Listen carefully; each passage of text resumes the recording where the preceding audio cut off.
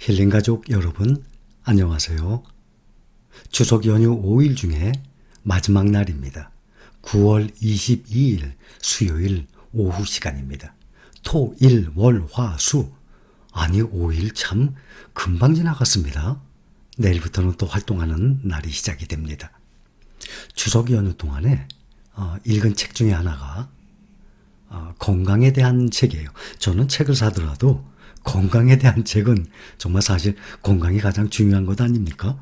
그런데 건강에 대한 책은 산 기억이 없어요. 그런데 책 한 권을 선물을 받았습니다. 그래서 추석 연휴 중에 읽었던 몇 가지 책 중에 한 권이었어요. 제목이 나는 101세 현역 의사입니다. 대단한 분이죠?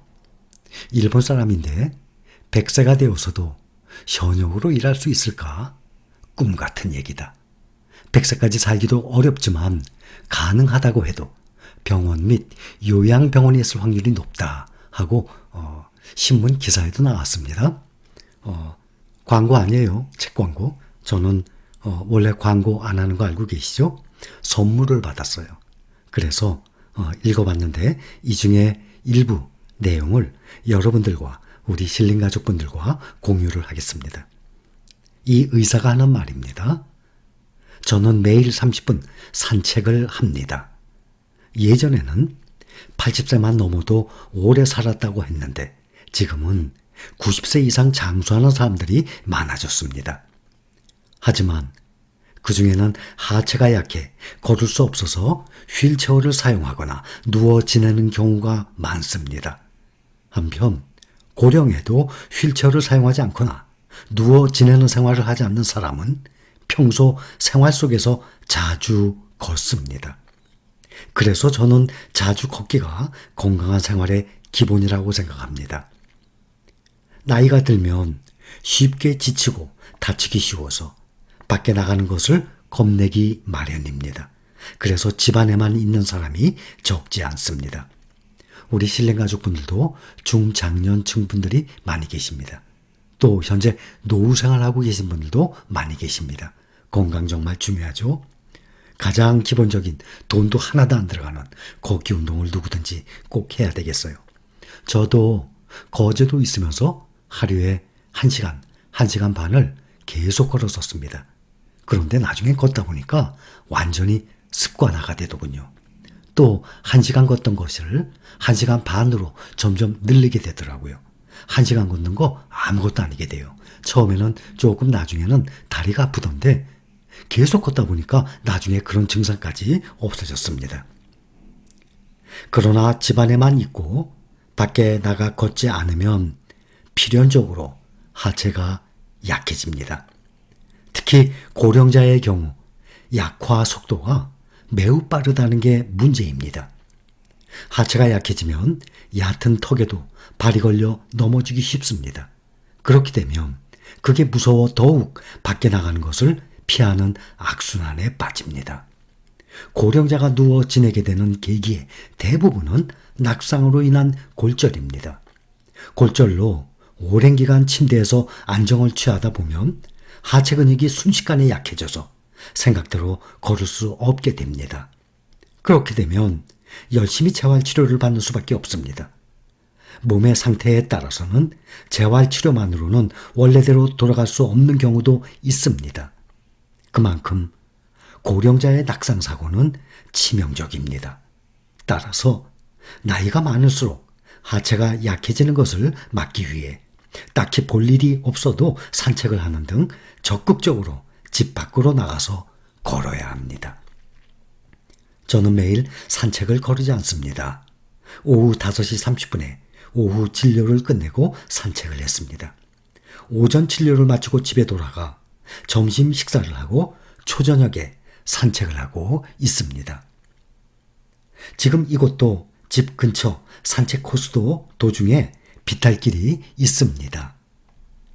경사가 급한 비탈길은 넘어질 위험이 있지만 제가 다니는 코스는 경사가 완만해서 하체 근력을 단련하기에 안성맞춤입니다.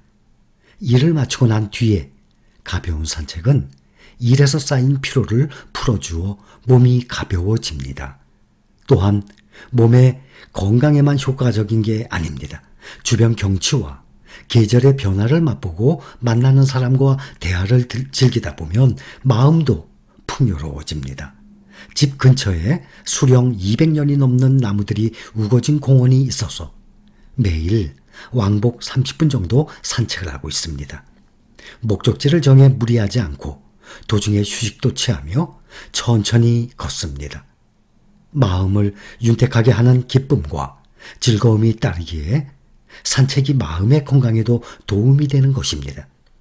하체를 단련하기 위해서 노력하자고 의무처럼 생각하고 걸으면 산책이 재미없어집니다.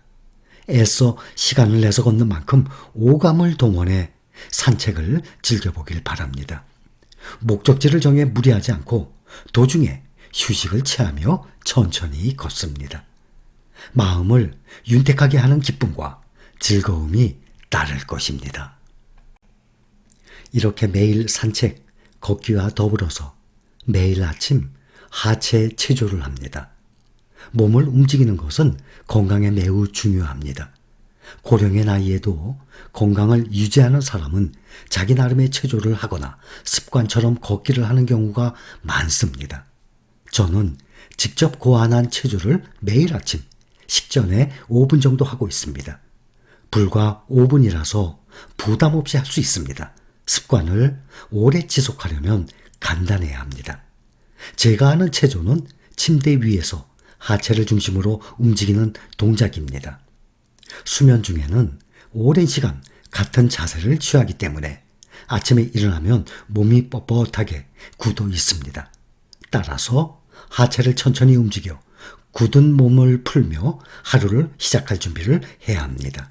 인간의 몸은 오랫동안 움직이지 못하는 상태로 있으면 필연적으로 뻣뻣하게 굳어집니다. 여러분들도 아침에 일어나면 침대에서 나오기 전에 아침에 운동하시는 분들 계실 겁니다. 저 또한 간단하게 스트레칭을 합니다. 할 때와 안 할 때의 차이가 상당히 커요. 혹시 아침에 일어나면 침대에서 그냥 나오십니까? 앞으로는 내일 아침부터는 단 1분도 좋아요.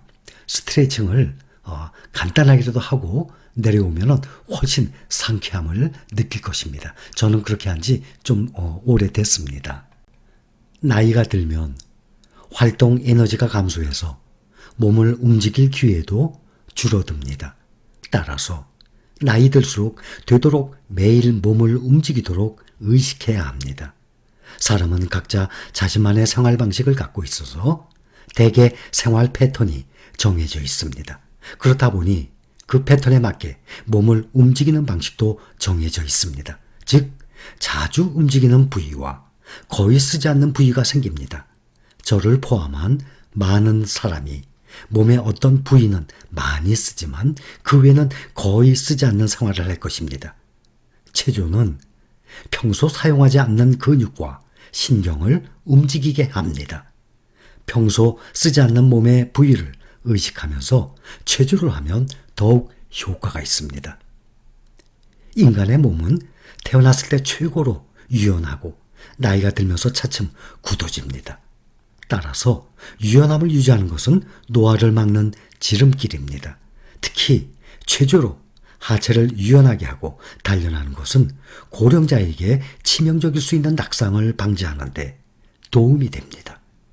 저는 집 밖을 자주 걷는데 중심을 잃어 비틀거린 적이 거의 없습니다. 그것도 다 체조 덕분이라고 생각하고 있습니다.